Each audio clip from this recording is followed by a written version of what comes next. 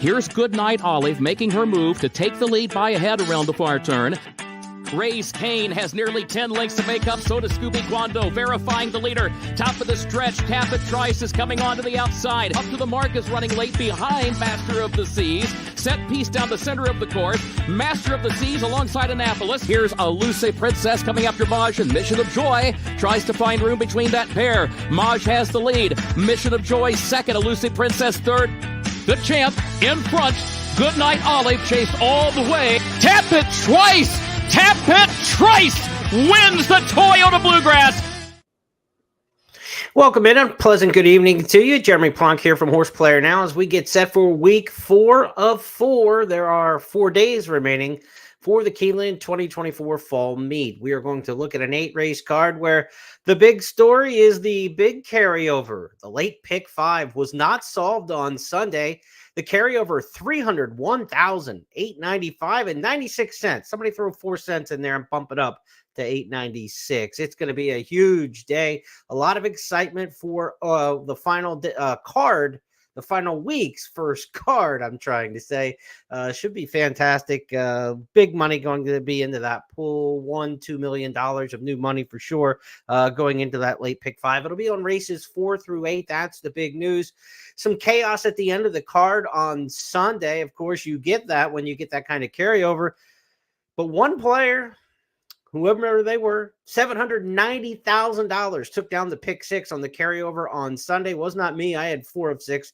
So the $1 pick 6 returned $790,000 on Sunday for the dollar ticket. We will see now as we start week number 4 what we can do with this jackpot here. And not a jackpot wager, don't mean to misspeak. A jackpot in terms of the potential payout and a massive carryover in the traditional pick 5. No jackpot provisions there. Again, $301,896. We'll repeat that a couple times between now and tomorrow. You can be sure of that. We're so happy you're with us for what is going to be, day 14 of 17 for 2024. Brad Cox is 2 wins ahead for leading trainer. He's got 11. Rudolph Brisset second with 9. Brendan Walsh third with 7.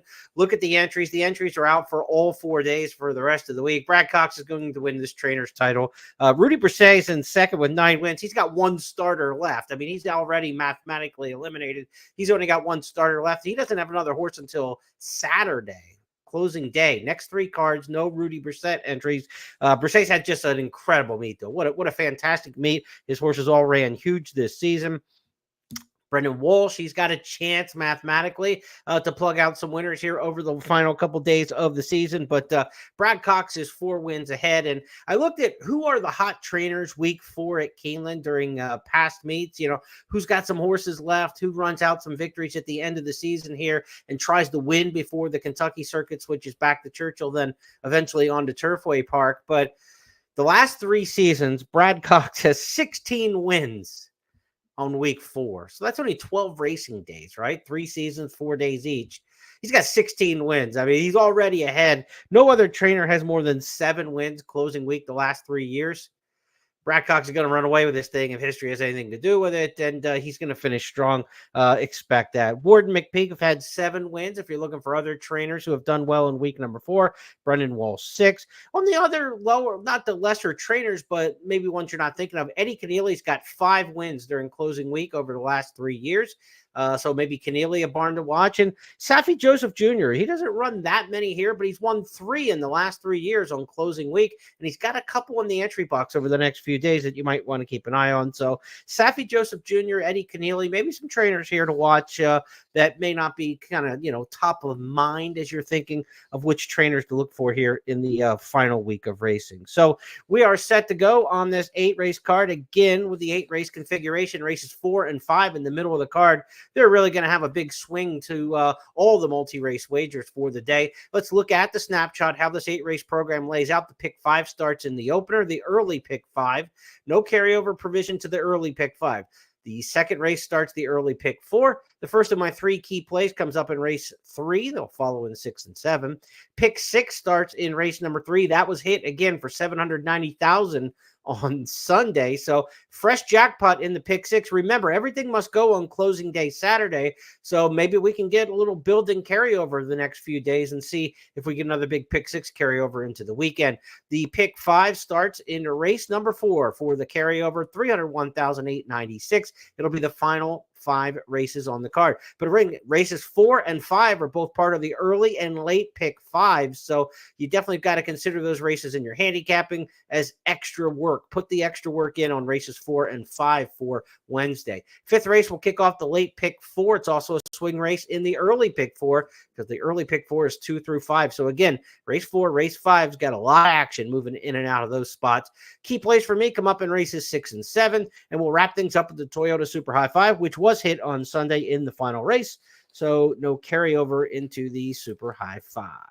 Let's talk picks here for race number 1. Starter Lounge Company, mile and a 16th here on the main track. And we've got a field of 9 kicking things off. Let's look at the handicapper selectors box at Keeneland.com. Yo Puedo, top choice in here for Gabby, Scott, and myself. We're all on the 8 in this spot at 6-1 in the morning line. Tells me we're probably not getting quite 6-1. Might be a little bit shorter than that.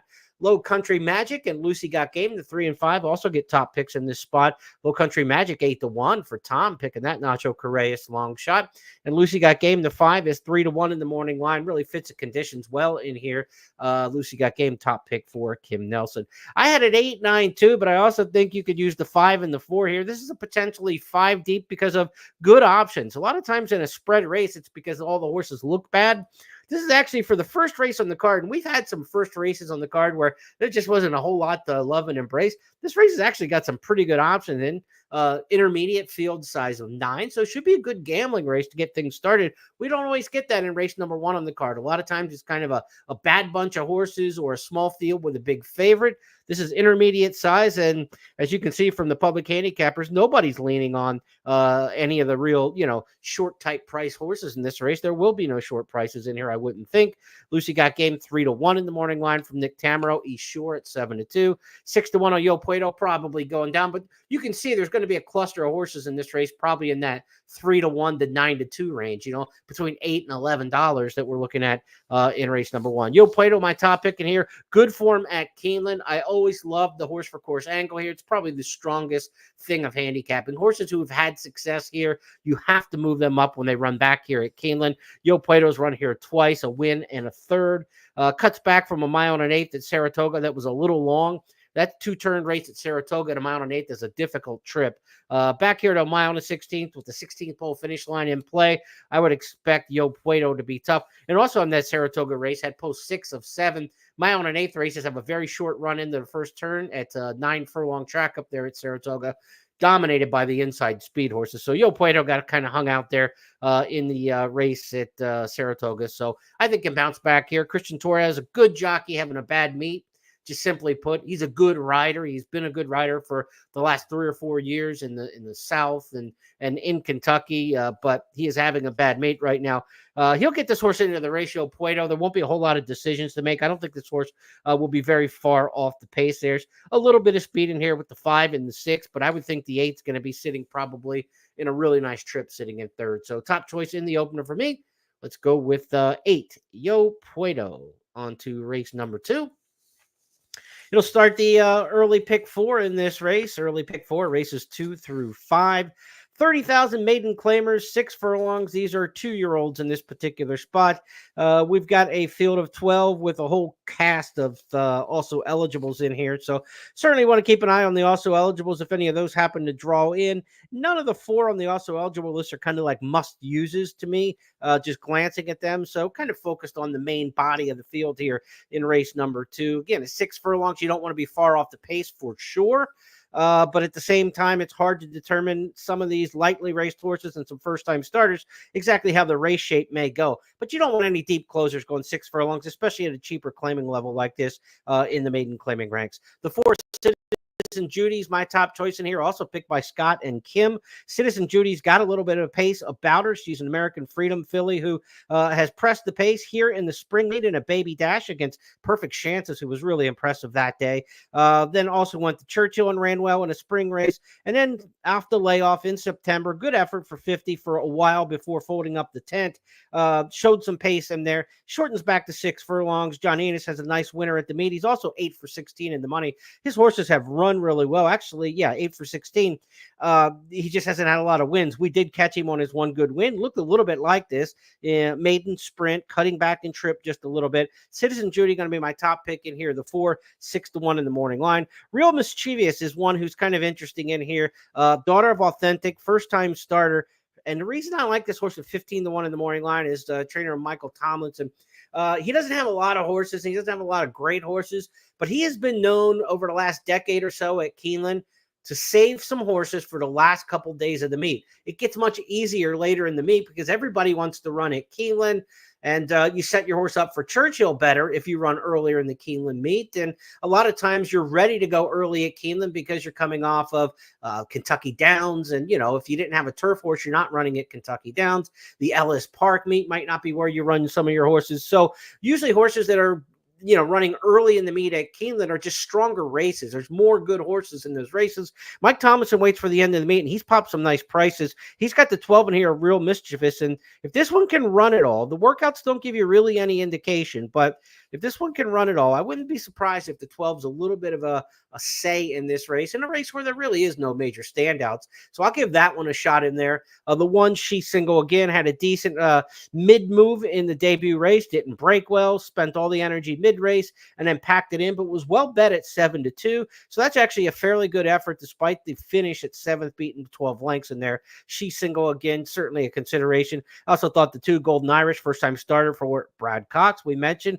all Cox has done is win about a race and a half a day on average over closing weeks the last 3 years of the fall meet, 16 wins in those 12 racing days. So expect that Golden Irish is probably fairly, fits in this spot where this filly belongs. She's a Golden Sense homebred for the owner trainer or for the co-owners and breeders.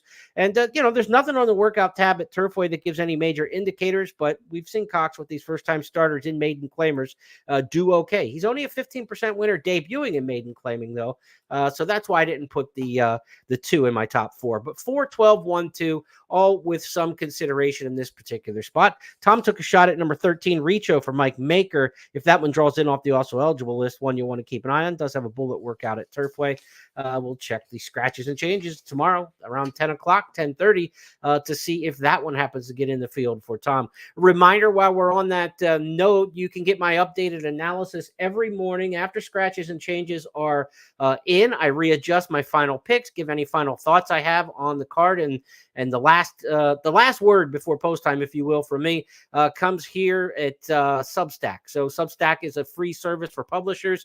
You'll get things sent directly to your email inbox when you sign up for free. JeremyPlonk.substack.com. You'll not only get Keeneland information as the season goes on here for the final week at Keeneland, but also into Breeders' Cup week, in the Triple Crown season year round. You can follow my writing on Substack and my analysis and picks and things like that free. So it's a free service. Sign up for it, and we'll keep firing information out at you throughout the course of the year. Okay, so we got the Substack promo in. We're going to move on now to race number 3, and this is the first of my 3 key plays on the card here for the Wednesday program. Key play and pick 6 kickoff race here. Pick 6 will be the final 6, as it always is. Races 3 through 8 in this spot. Key play for me in this race is going to be number 7, Apollo Rising. Now, we've had a little bit of success with these longer distance races at the meet. This one's a mile and 3/16. So the longer they go, the more I'm going to lean on class and pedigree and some stamina. Apollo Rising picked on top by Gabby and myself, but none of the others have that 8-1 shot picked in their mix. This is a pure distance runner. Caraconte on top out of an Invasor mare. 2 for 3 at Keeneland. So you've got a horse who's run well here in the past. Went a mile and an eighth in the non-winners of 2 condition and romped here back in October of last year. In April of last year, ran a good second at a mile and a 16.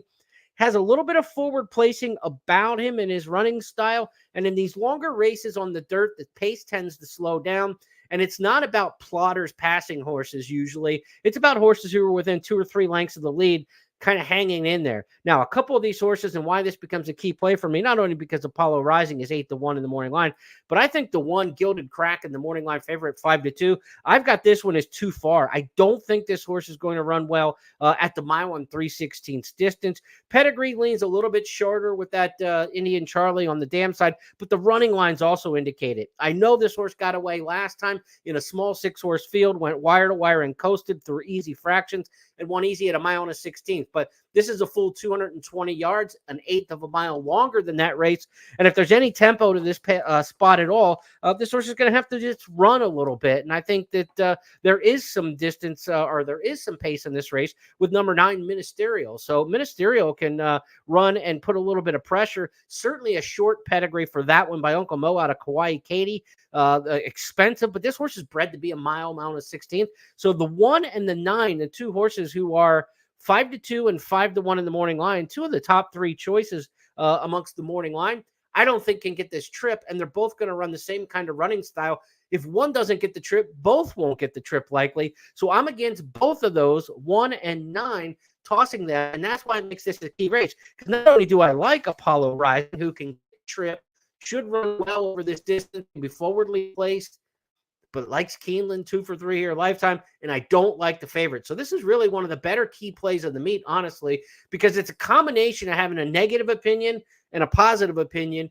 and your positive opinion is going to be on what could be the better prices than what the negative horses are. So as we look across the way, Apollo Rising top choice in here for Gabby and myself. No one else has that one named in their top 3. So 8-1 in the morning line. Even I'd like this horse at 3-1, honestly. So 8-1 is great. Somewhere in the middle, we're very, very happy with that. Also in there, 6, Curlin's Gesture. There's a Curlin on the main track here at Keeneland, and they're going to mile and 3/16. I'm going to be interested. And this horse has beautiful running lines. I mean, 3 of the last 4, 2 wins and a second by a neck. No reason that the 6 of the morning line choices, the 6 is 7-2 in the second choice. That's the most trustworthy of the horses in the top 3 in the morning line. And the 8 overstatement's kind of interesting. Coming back on 19 days rest. This is the second start of the meet, but this horse is really going to like the distance in here. And that runner-up effort opening weekend here at Keeneland was against the speed bias, right? Everybody was just going right to the front. This horse closed from 4 back to get beat a length, and there were 6.5 lengths to everybody else. That was actually a really nice race from the Kenny Miller trainee. They're going to wheel back, and I kind of like that. Look, we got a horse in good form who liked the track. Let's try to get something here. He's eligible for the starter allowance. It's $63,000 purse. Overstatement, the 8 at 20-1 in the morning line, is very interesting to me for the exotics. Nobody else has that horse mentioned. I think going to be a very good price. So love the 7, respect the 6. There's nothing to knock on the 6 at all. And the 8 is really a live wire in here. So with a 9-horse field, I'm not too excited about playing tries and supers in 9-horse fields. I like to see 10, 11, 12 in my try and super races. Remember, losing tickets pay the winning tickets. That's how it works in pari-mutuel wagering. So the fewer combinations that are in a race, the less likely you are to get a big and fair return on your tries and supers. So I would limit to exacta plays in here, but 7-6, 7-8, you could do a little boxing. If the 7 doesn't fire, you definitely want to get some 6-8 action in here, but that's why it's a key race. There's a lot to be excited about here in race number 3. So we're going to attack that one. And maybe everybody's just worried about pick 5 mania and getting to that 4th race and not paying attention as much to the 3rd. But I think the 3rd is a really good betting race. One of the better ones of the meet. So let's go now to race number 4, where all the attention will be. Even the players who aren't playing Keeneland on Wednesday, but come in for the carryover, they might be out of the first couple of races and just playing, say you're a New York or a California or Florida player, and you're like, I don't play Keeneland that often, but the carryover is going to draw me in. Those kind of folks won't be on the early couple races on the card probably. So 4th race on the card, pick 5 starts in this particular spot. And look, there's a couple different ways you can go in this race. I don't think this is a spot where anybody's going to be leaning on a hard single in here. Strava's picked on top by 3 of the handicappers, Gabby, Kim, and Tom. I've got Strava second. Showtime the 2, or Showtime the 4 for Scott, 2, Nuller Bar for me. There's a lot of 2, 4s, and 5s as you kind of mix your way around the top 3s. So that's kind of a situation where maybe you can get through 3 deep in here. I don't know who the other horse would be if I was going to add another one in there. Underdressed the 9, maybe under some consideration from Horseshoe India. Been running a little bit higher priced in some of those optional claimers, and did get a win on an off the turf.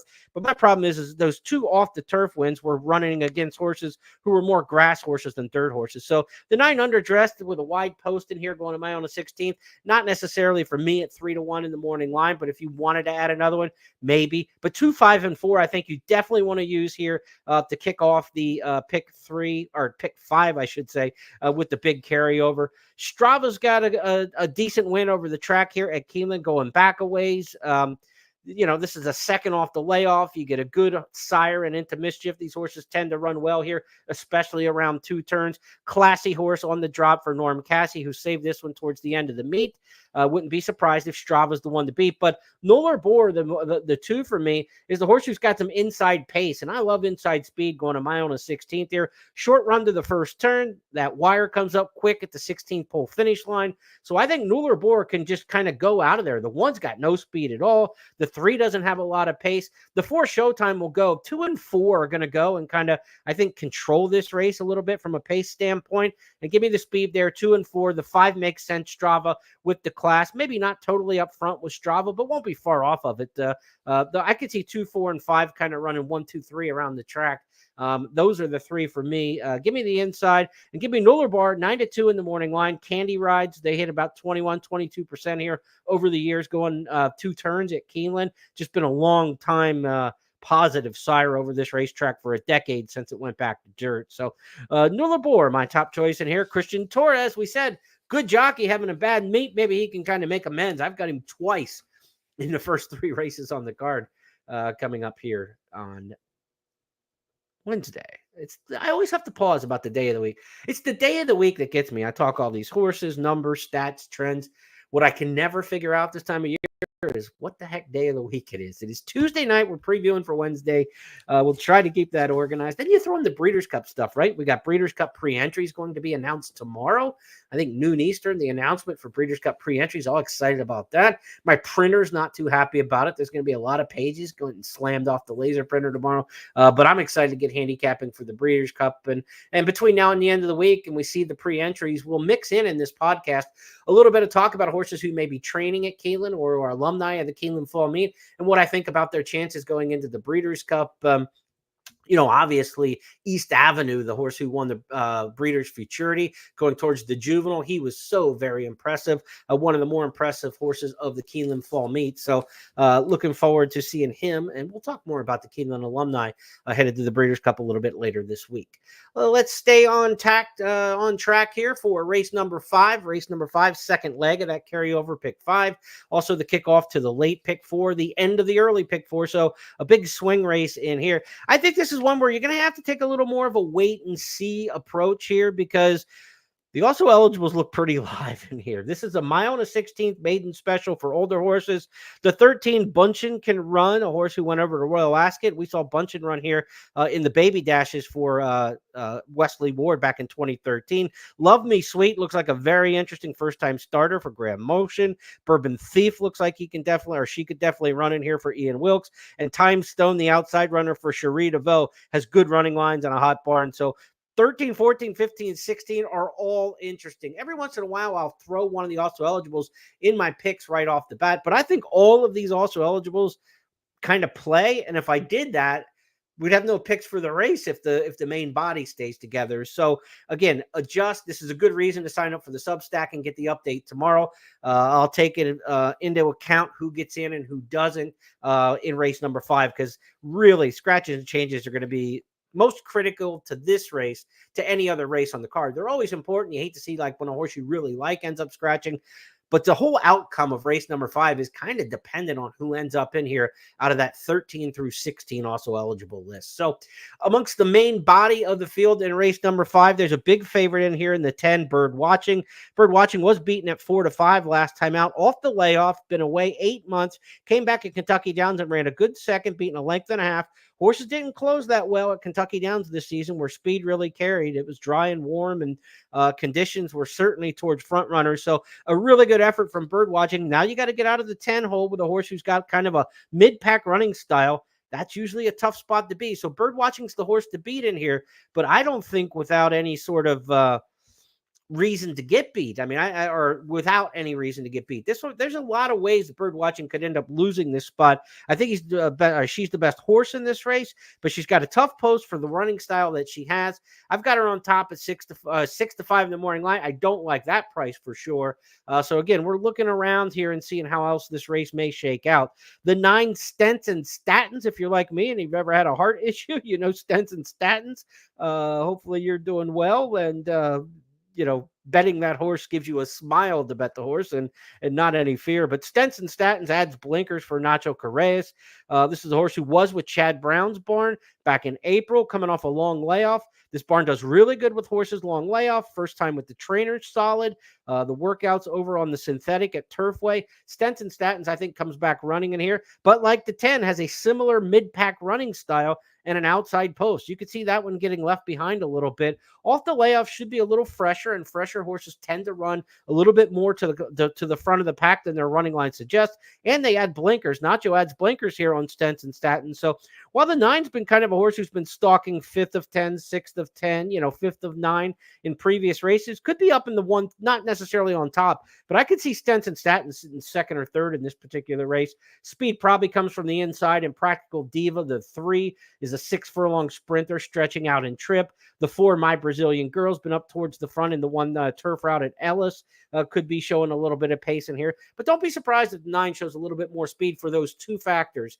Something to take with you. We try to give you a little handicapping 101 for not just the races that are coming up and how to attack this specific 5th race, but stuff you can take with you to your next bet, whether it's at Keeneland or whatever track you're going to play the rest of the year. So when trainers add blinkers, they tend to be a little bit more forwardly placed, and sometimes a lot more forwardly placed than what they're used to. The blinders coming out of the gate, the horse really gets into the race, and that's one of the reasons the trainer gives a horse blinkers. The other being the horse who loses focus, like in the stretch, and is kind of being gawky and silly and not minding their business. They'll give it to them for focus, but they either want more early interest or focus when they add blinkers.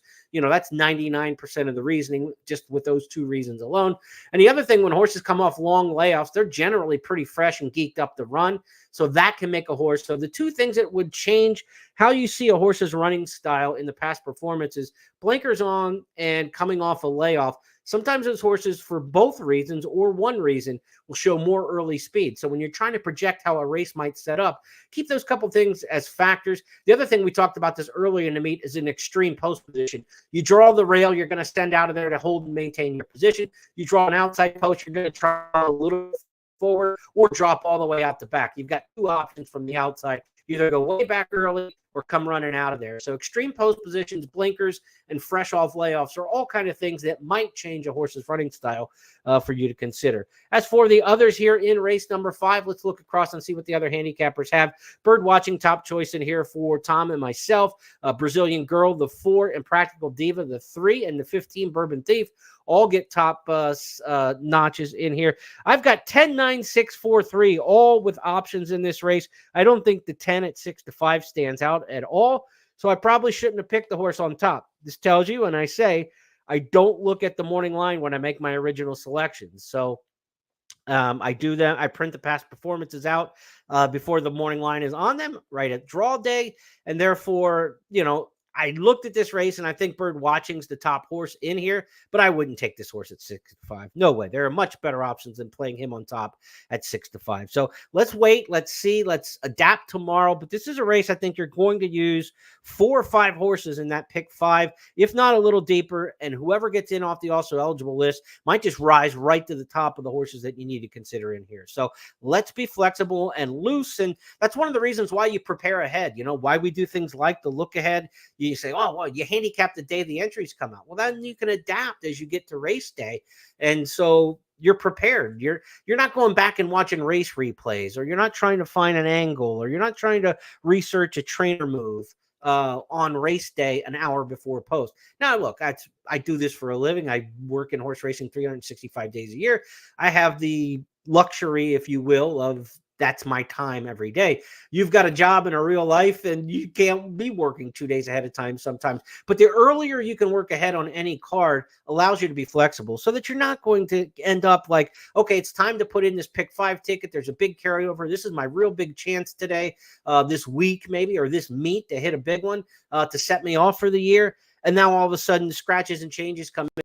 And the first time you see them, you've got no idea what to do now, because everything changed and you're kind of scrambling and you've got 4 races in the pick 5 you put a lot of work into, and you got 1 race where you're just kind of like in 5 minutes trying to figure out who to use. You don't want to be in that situation if you can. So we'll prepare ahead and we'll try to get you an update tomorrow on race number 5. Let's go to the 6th on the card next up here at Keeneland for Saturdays here. Here I go again. It's Wednesday tomorrow, everybody. It's Wednesday tomorrow. Race number 6 is the second of my 3 key plays.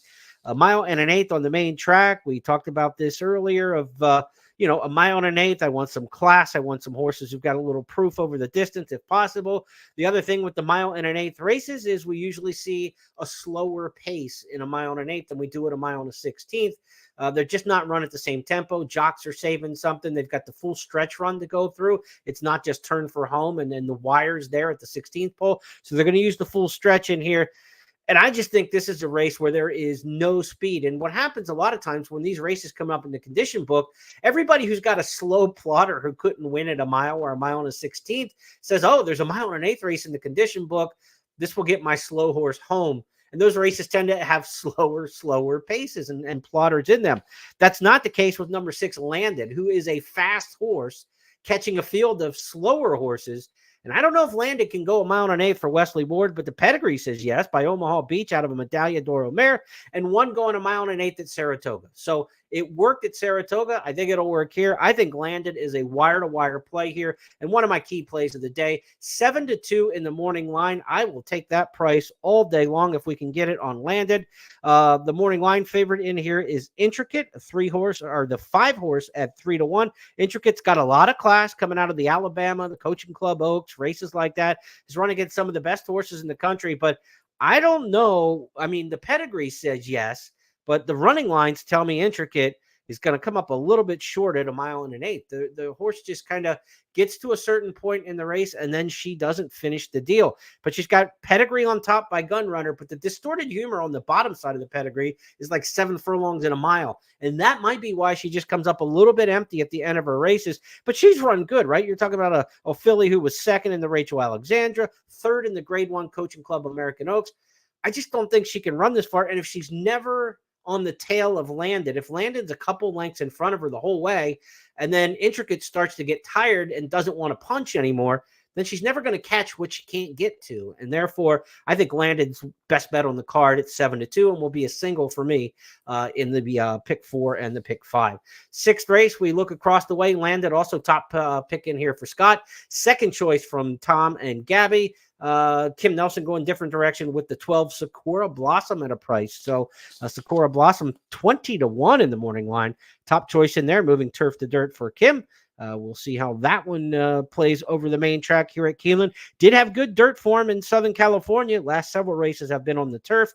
If you look at the dam side, and I'm trying to make the case here for Kim's pick, not knowing why she liked the particular horse, but the 12 Sakura Blossom is interesting, and that's why I like to do this. I like to review other people's picks and see if there's something to them that maybe I'm not seeing. The dam sire, Super Saver, and Super Saver at one point was just a blind bet as a sire with his horses routing here on the main track at Keeneland. Really did strong there for several years. So Sakura Blossom might really like 9 furlongs here at Keeneland. Maybe one to consider in there if you're looking for a price horse. Maybe underneath for me, because I'm convinced Landed is a wire-to-wire winner in this particular spot. But if you want to use 6 over the 9, 5, 12 and work the 12 into the exotics, Kim's opened my eye to that one, and seeing that Super Saver in there, which I really hadn't given a lot of consideration to. Second thought might be one to consider in there. Sakura Blossom, the 12 underneath. So a best bet of the day with another long shot maybe to throw underneath. I'll take that. Landed, race number 6, the second of my 3 key plays. We'll go to the 7th race on the card. Turf Sprinters here, 5.5 furlongs on the main or on the turf. Of course, this is a Lowndes company, and we've talked about this a lot. The power posts, as I like to call them, 3, 4, and 5 post positions in big field turf sprints here at Keeneland. They've been really good over the years. I mean, really good over the years. This meet, they have been ridiculously over the top good. There have been 11 races this meet, turf sprints. 9 of them won by post 3, 4, 5. 9 of 11 races. The average winner through that group was 7-2. 5 of the 9 winners were favorites. We're just seeing some prices pop through the power post. But when you get a good horse in a power post, we had this on Sunday. It was one of our key plays of the day. It was Wesley Ward with a good-looking turf sprinter in a power post, and the horse ended up paying $10.80 or something like that. It was almost a full 9-2, over 4-1. Like, you just don't think about it. Like, you get a good horse in a power post, you just kind of move on and say, where do I want to go second or third? Now, you've got to be a little creative in this particular spot, but we've seen these power posts over the years produce about an average winner of 9-10-1. This meet, they've been much shorter, so they've been horses who were very logical. We're going to have prices in the power posts in this race, race number 7. The 3 Mark of the Z is 20 in the morning line. The 4 Front Run the Fed is 30 in the morning line, and the 5 Amen is 12-1 in the morning line. I ended up taking Amen on top, going to be my top selection in here. The last 2 races are not good. When you have a horse who's run 2 bad races in a row, to be a forgiving handicapper, that's how you get a big price. And you say, well, why did this horse run 2 bad races in a row? The last one was down the hill, the unique turf course out at Santa Anita, Southern California. Look, a long road trip and over a unique turf course, crossing over the dirt, everything that goes into that race. And it was the grade 2 Eddie D Stakes. Draw a line through it. Prior to that, a mile and 70, which was too far for this horse at Kentucky Downs, a track a lot of horses don't fire at. Draw a line through that. Now you go back to the turf sprints, and this horse has kind of been there a lot. And in the spring, in the Shakertown Stakes here at Keeneland, got beat a length by Arzak, who's one of the top turf sprinters in the country. So I think Eamon's got a shot in here for Joe Orsino barn, who's been very good with turf sprinters over the years. I'm going to give the 5 Amen my shot in here, 12-1 in the morning line. So this is going to be my 3rd key play on the card. Let's take a look at the other handicappers across the way. Can we expect to get that 12-1 on Amen? We're on Amen Island in this race. Nobody else has Amen picked anywhere. So that's good. We're going to get to 12-1. I feel good about that. Jose Ortiz has had a good meet, riding almost 20% for the meet. So you get a good pilot from a great post, a horse who's proven over the course, and you've got some excuses to make for recent starts. You know, this horse hasn't been a win machine in recent years, but, you know, a lot of races getting beat a length or two. If the post is advantageous enough and can take advantage of it, that might be worth a length. This horse got a terrible post, 1 out of 12 in the Shakertown, probably the worst place you can be in the Shakertown. And this horse got beat a length by Arzak at 21-1. So I've made my case for Amen. We'll see how it shakes out. Mischievous Rogue is in post 6. If there's any scratches, that horse would obviously come in. But 6 is a great post, too. There's no big argument there. Mischievous Rogue has run well over this course. Mike Maker's having a terrible meet. He got a little bit better here later in the meet with a win or two, but overall, really underperforming. Joel Rosario is back to ride here at Keeneland on Wednesday. He's been up in New York mostly for the meet. In fact, he has not been to Keeneland this season yet. Mischievous Rogue gets Rosario. Lest we forget how good Joel Rosario is in Keeneland turf sprints. He is the king of Keeneland turf sprints. Irad Ortiz having a really good meet riding the turf sprints here. But give me Joel Rosario on the turf sprinting at Keeneland for the last 10 years, and I'd put him on any horse that I had as my number 1 pick if I had to make a jockey. So he's on Mischievous Rogue, 8-1 in the morning line. Horse runs well here. A very good pairing, a very good post. 5 and 6, 2 horses I like. 2 horses at very nice prices. You can start to see why this is one of my key plays of the day. Arrest Me Red, a ton of respect for this Wesley Ward trainee, has run a couple decent races over the track here. The Shakertown back in 2023, just missed by a half to Caravelle. In good form off the last 2 at Ellis and Kentucky Downs. But the rail is no picnic in these kind of races with a big field, statistically tough. You do get the legendary Frankie Dettori to ride. I just think the 1 is a horse who's probably going to find a little bit of traffic in here, and it doesn't take much to get beat, going 5.5 on the turf with a big field at 12. So I like the 1 Arrest Me Red, but I honestly think 5 and 6. If I can get through this race with the 5 and 6, I'm going to be pretty happy about that. Out of door, the 7's one that has some consideration, and I think one that you want to kind of give a look at. Scott and Kim both have that one picked on top. Luis Saez has already ridden 3 turf sprint winners at the meet. This horse is 10 for 20 lifetime, 1 for 2 at Keeneland, and has a lot of early speed. The speed in this race is going to be the 7 out of door. Who else goes with out of door? Well, just look to the right. In the starting gate. Bushido, the 8, that's right, the 9, Mustache, the 10, and the 11, Agent Peter Graves are all speed. I mean, this from 7, 8, 9, 10, 11 is going to cook out of there. So I think there's a good amount of pace in here. If Jose Ortiz on Amon can get a good trip from the 5 holes, save a little ground, I think there's a chance to pass some tired horses in here. Mischievous Rogue should get almost the identical trip. I see the 5 and 6 coming together. If they both fire and the race sets up for them, this is a 5-6, 6-5 exacta, and we could be looking at something in the, $80, $100 range for a $2 exacta. Love this play. 5 and 6. I'm going to just use those 2 to get through in the carryover pick 5. That's my third and final key play of the card. To the 8th and last race on the program. The 8th race is a 6.5 furlong sprint for 2-year-old colts. We've got some sires of repute in here. McKenzie, first crop sire, doing really well with his runners. You got horses in here by Nyquist. Nyquist, I think, already has 6 winners at the meet, 5 on the dirt. The Nyquist horse in here is Touchy, who's going to be a solid favorite, picked on top by Kim and Tom. I've got Touchy second. Everybody's got Touchy first or second. This horse came from Saratoga with a second-place finish in the Tremont in the debut. That was during the Belmont Stakes Festival in June. Then back to the spa for the Saratoga Special when the 9-5 favorite and ran 4th in there evenly. Again, the Nyquists are running big time here at the meet. Wesley Ward trains. There's nothing wrong with Touchy other than the short price that probably comes with. But Joel Rosario in to ride. This is probably the reason Rosario is here. He rode this horse in the Tremont and Saratoga Special. Again, Rosario might be the key to race number 7. He might win the late daily double in here. No doubt that Touchy is interesting. But I'm going to try to get a little bit of a price in here, and nobody else. Well, Mo Quality gets a third place call from Gabby. But this is a good-looking workout tab at Turfway for Mo Quality.